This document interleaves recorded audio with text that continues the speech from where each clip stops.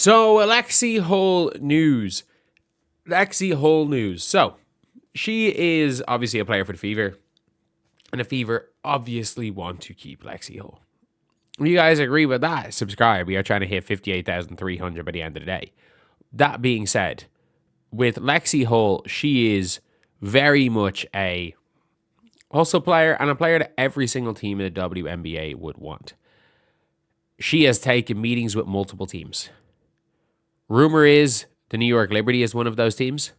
And from what it seems, Sabrina Ionescu followed her on Instagram yesterday, which is not an ideal scenario for the Indiana Fever if you are competing with the New York Liberty, because everyone's saying, oh, she'll take a hometown discount, stay near Caitlin because of her business. But it's not like her and Caitlin are suddenly not going to be friends anymore. And you better believe being in New York helps with that too. So if it turns out that New York lose out on Alana Smith and decide, okay, screw it, we want to offer Lexi Hull $650K, can the Fever match it? I don't know. Not only that, she is now a restricted free agent, so she can't take a hometown discount.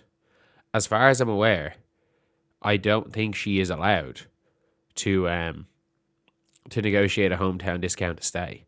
I need to be 100% sure of that. Restricted free agent, WNBA rules. I need to make sure of that. So, it says here they can negotiate with other teams, but the original team can match any offer. So, I don't know if that means that they can only negotiate with other teams, or can you negotiate with your own player? RFAs can negotiate an offer sheet with a team other than their last team. However, the player's prior team has rights of first refusal. The team can match the offer sheet. If the team matches the offer sheet, the player is deemed to have signed a contract with the original team. It all depends on who she's meeting with. Like the New York Liberty's cap space situation and the Fever's cap space situation, working on the assumption that Kelsey Mitchell is coming back, are going to be quite similar. And you might be saying, oh, but how is that? The New York Liberty have 3 max contract players. The odds of Sab taking a regular max over the Supermax is relatively high. The odds of John Quell taking the regular max, the odds of Stewie taking a 200K pay cut is relatively high. These are players that might take that pay cut. But if we're being real here, they also have an entire team of minimum contract players. Their whole team are reserve free agents. If they offer minimum contracts to every other player on their roster, they either have to say yes or don't play in the WNBA. So they're all going to use their reserve contract year. Every single one of them.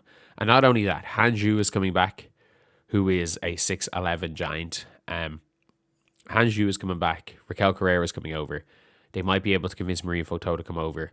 They only lost Kane via expansion draft.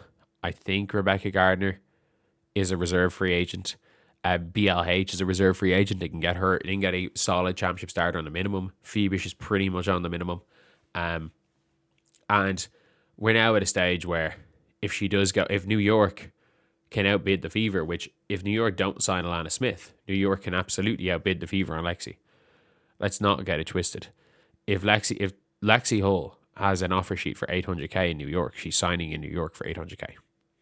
It is as simple as that. And for people being like, oh, these teams won't offer her that much. Bridget Carlton is barely better than Lexi Hull. She's better, not by much.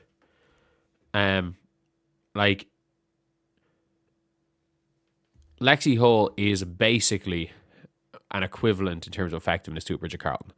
Carlton's getting paid $1.4 million. So, absolutely, a team that has a bunch of cap space might throw $1 million at Lexi Hull. And that's the scary thing about all this, is that the Fever can't match that. The Fever just can't. And I don't think Lexi Hull is worth $1 million for the Fever. I don't think Sophie Cunningham's worth that. I think Sophie Cunningham might go and take a hometown discount. I think Lexi might take a hometown discount. But it's within reason. Lexi might take a hometown discount. But I don't think we're going to see Lexi taking a hometown discount to go and to basically go and,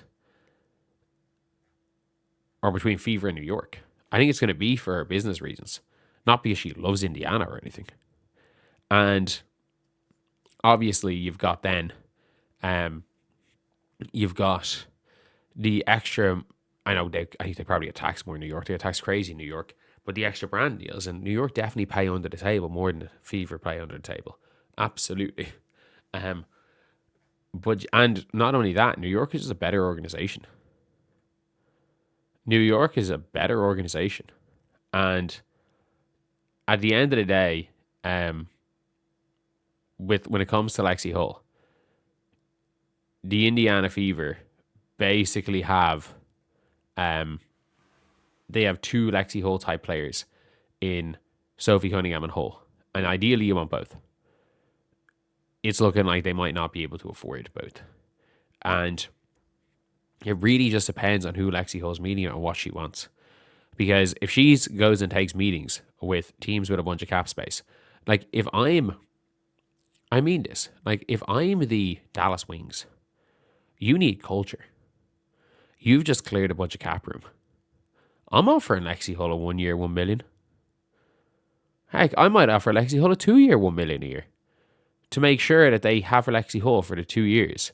And then they don't have to pay her a max once Paige Bueckers' max contract kicks in.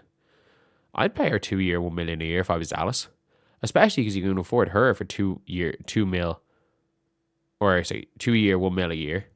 You can afford a Rike and a Supermax, and you can still give Azare a million a year. Suddenly you then have, if you're not getting Derek Hamby, suddenly then your team is Rike, Paige, Lexi, Azare, and you go in the draft and you take Betts or Awa. Like, that's a decent team, you know. Like, it's not anything unbelievable, but like it's a more than competitive team, and the contracts match up that Rike and Lexi are gone when Paige comes in. I'm very worried about losing Rike because all it takes is one team of cap room to see Lexi Hull as a great culture piece, and the Fever just get outbid. Like, it's as simple as that. The Fever cannot afford to outbid these teams, unless, of course, they plan on getting rid of Kelsey Mitchell, which I don't think they are. I think it's going to be one and done with Kelsey Mitchell. Look, how big of a loss is Lexi Hull? I don't think it's as big as people think, but it's still a loss. It is it is absolutely still a big loss if she goes. If you lose Lexi and keep Sophie, look, then you probably have to bring back Aerial Powers on a minimum, and she'll probably got more than a minimum. Like, you're in a tough scenario because there's not that many players to give you crazy effort. I don't even know what you do at that stage. But anyway, yeah, that's the video. See you guys.